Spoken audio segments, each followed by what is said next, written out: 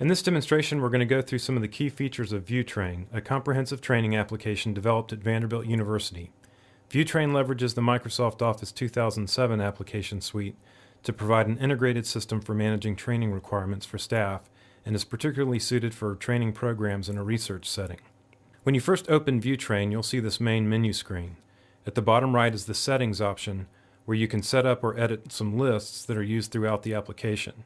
ViewTrain assumes that there are two primary criteria that determine which SOPs apply to a particular employee. One is the facility in which they work, and the other is the employee's role. It's important to understand that both these criteria must match between the employee and the SOP before the SOP will be automatically required for that employee. Setup Facilities allows you to enter the facility names and indicate the manager of that facility.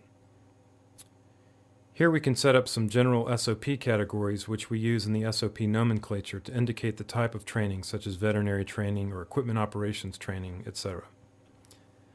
Finally, we can use this form to set up the various employee roles. We have admin, cage wash, husbandry, management, etc. Once you have established these lists, you'll want to enter all of your employee and SOP information. We'll start with employees. I'm using guitar players and actresses for my demo database. There are 40 employees entered, and the form displays them alphabetically. Here we see that Dwayne Allman works in MCN2 in the husbandry role.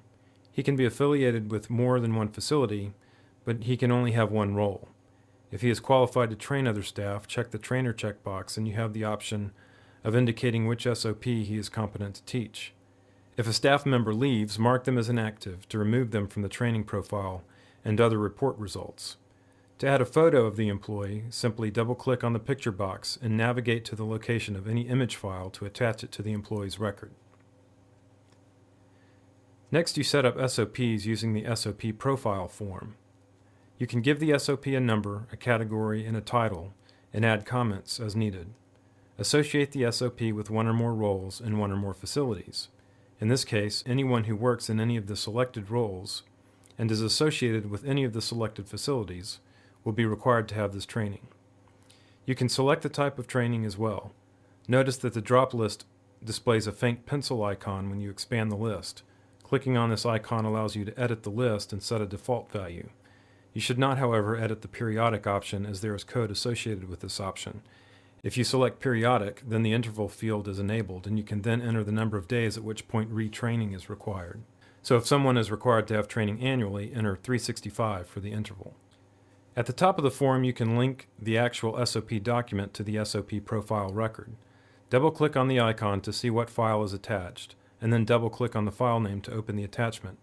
You should replace this file with the most current version anytime the SOP has been updated. The subform allows you to track revision history and communicate changes to affected staff. If a minor revision has been recorded, the minor revision button is enabled. Clicking this button automatically opens an email message in Outlook with all of the staff who have previously had the training selected as recipients and the revised SOP attached. If the revision is minor, staff are not required to retake the training, but they are asked to review the changes and acknowledge that they understand the revision. As acknowledgments are received back from staff, click the Acknowledge button to see a list of all staff who have previously had the training but have not yet acknowledged that they reviewed the revision. Select one or more names and click Record to record the acknowledgement. The next time you click the Acknowledge button, you will see that the staff who have previously acknowledged the revision are no longer displayed. If a major revision is recorded, then the Major Revision button is enabled, and then clicking this button sends a similar message to all staff who have previously been trained. However, rather than asking them to review the attachment and acknowledge that they understand the revision, they are informed that they must be retrained on the new SOP. All staff who previously had the training are now deficient on this SOP until they are retrained. In other words, they must have a training date that is later than the last major revision date. Another important feature on the SOP profile is the option to schedule a training event. If you will be having a training event for this SOP next month, you can schedule the event from here. When the event details form opens, the attendees are pre-selected based on which employees are deficient for the training. You can add or remove employees as needed. Enter a location for the event, select a trainer, and edit the default date and time as needed. And comments you add in the Notes section will be included in the email to the trainer. When you click the email button at the top of the form, a message is sent to the trainer with an acknowledgement form attached. The trainer should take this form to the meeting and have each staff member sign it at the end of the training. The Send Invitations button sends an email to each selected attendee and the trainer as an Outlook calendar appointment. By accepting this invitation, the training event is automatically added to their Outlook calendar. It is also added to a master training calendar managed by the training coordinator. As with any Outlook calendar, the training coordinator can share this calendar with other staff if needed. The training profile form displays all staff and shows their training requirements. In the upper left corner, you see several options for how to filter the training records. Show All is the default, and it shows all the training the staff has ever taken, regardless of whether the training was required, as well as all training that is required but not yet completed. If an employee has taken the same training more than once, all instances of the training are shown. Clicking Deficiencies filters the training to show only the training for which the employee is deficient. Notice that some training has a date, but still shows as deficient. This is either because there has been a major revision since the last time the training was taken, or the training has expired. If we look at completed training, we only see training that is not only completed, but is also not expired or subject to retraining due to a major revision. There is also an option on the training profile to add unassigned training. Say, for example, an employee is being groomed to take on new responsibilities and they want to get a jump on the training they will need. You can click Unassigned Training to manually select the desired SOP. If you are doing this retroactively, you can enter the completed date then or leave it blank and add it later. As training events are completed and requirements met, this is where you record the date of completion. Simply click in the Date field to activate a dialog where you can enter the date.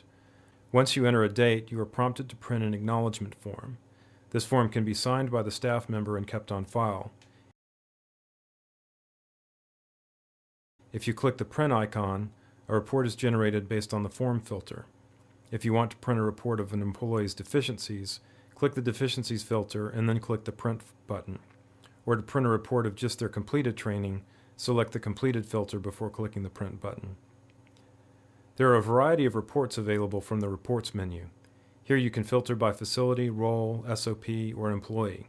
The Category filter is used to filter the list of SOPs to make it easier to find the one you might be looking for.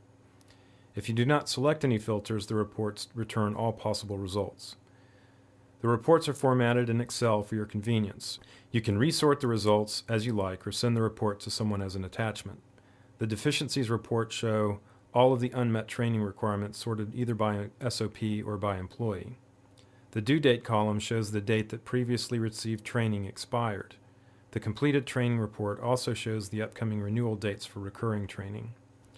The Expiring in 30 Days report shows all of the previously received training that will come due in the next 30 days, so you can make managers and staff aware.